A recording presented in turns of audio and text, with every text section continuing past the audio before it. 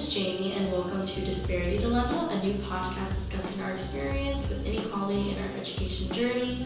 We will talk about our experiences in high school, coming from different places, with different backgrounds, and what it took to get here today at UCI. Again, my name is Jamie. I'm currently a second year. I'm from Long Island, New York, and I went to Herrick's High School. Alanna, do you think you could describe a little bit about your high school experience? Yeah, totally. Hi, my name's Alanna, and I'm a second year. The high school I come from is a low-income school in the middle of nowhere. People ask where I went, I tell them they don't know where it is. They're like, where is that at? So, it's nowhere. My high school didn't really aim to send students to college. They just wanted us to get our diploma and leave. My college search was easy because I knew exactly where I wanted to go and what colleges to apply for. The only hard part of it was getting accepted and meeting the university requirements, especially because we had hardly any resources that guided us to go to college. I feel like I had honestly the opposite experience. My high school was very focused on state required tests and provided us many APs, many opportunities, even outside of the academic material. They really did prepare us. We had a counselor, and I remember junior year we got asked to come into a classroom and do a whole breakdown of how college worked, what was available, what resources we had, and I had a specific counselor that would meet with us to make sure that we felt supported during that experience. I don't know about you guys. That's interesting. Actually, yeah, I just remembered that I want to say that we also had the similar. And by the way, I'm Mario, a third-year sociology major.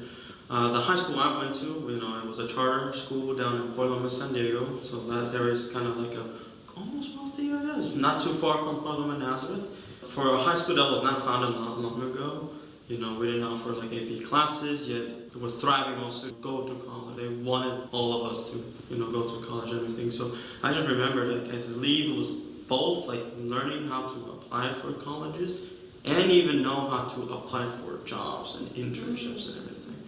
So because they wanted to do that push, especially when we don't offer AP classes, they barely offered honors classes.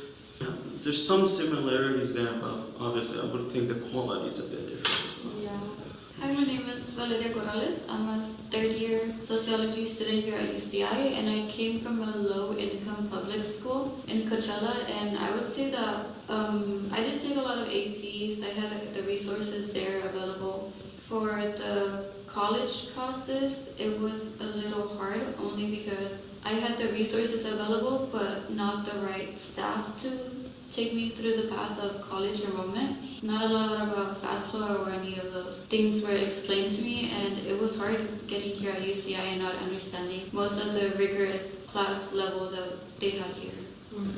So, Jamie, how do you think your school being categorized as elite or blue ribbon impacted your perspective as a student? Honestly, I think it built a lot of my confidence applying for colleges. I also think that it shaped the way I was able to experience the different resources that I had around my community. I definitely had access to people with high positions, with a lot of high social class.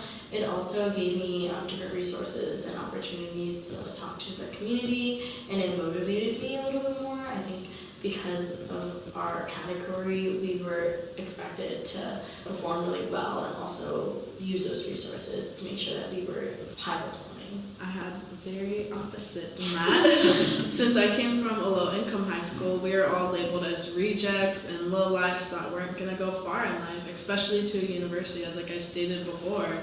Especially when I got to college and got accepted into here, I was hit with the big label as a first-generation student, and I was wow, they have so much labels when you get here as well. We all experience it, being either categorized and labeled. It's oh, you're either gonna make it or you're not gonna make it. But we don't see it that way when we're in high school. My kind of sense, that labeling when you come into essentially a university, especially a high rank like UCI, that labeling is in there, especially from my end.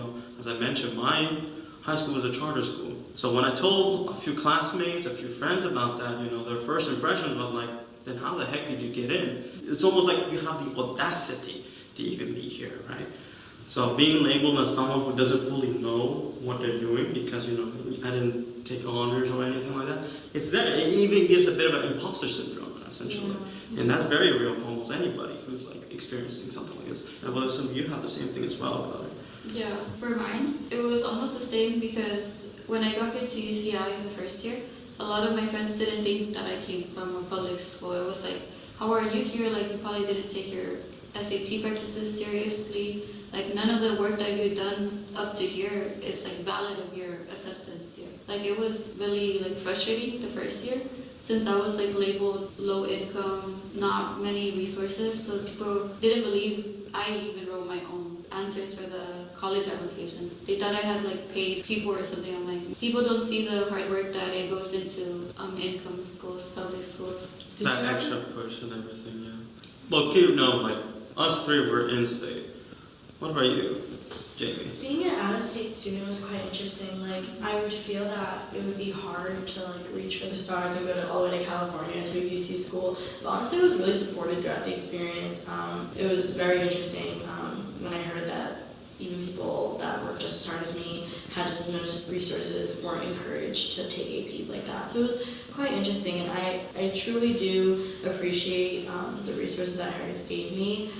It definitely built up my confidence and motivated me to go somewhere far. I think that's the reason why I went to UCI, because I was motivated to perform really well, to kind of reach for the stars and have that type of experience. I have to admit, I feel very privileged when I talk about it, because I did. Well, a little bit because on my end, even though for it being a charter school, not being offered it, I also still have that kind of support, even from the counselors, from my parents, from everybody who's like, I was like, yeah, you're gonna be a first gen. No matter what happens, keep pushing to aim for that. Yeah, I'm also a first generation student, so I think it's like that kind of mentality can be good even without different resources. Like, we all have that like strive.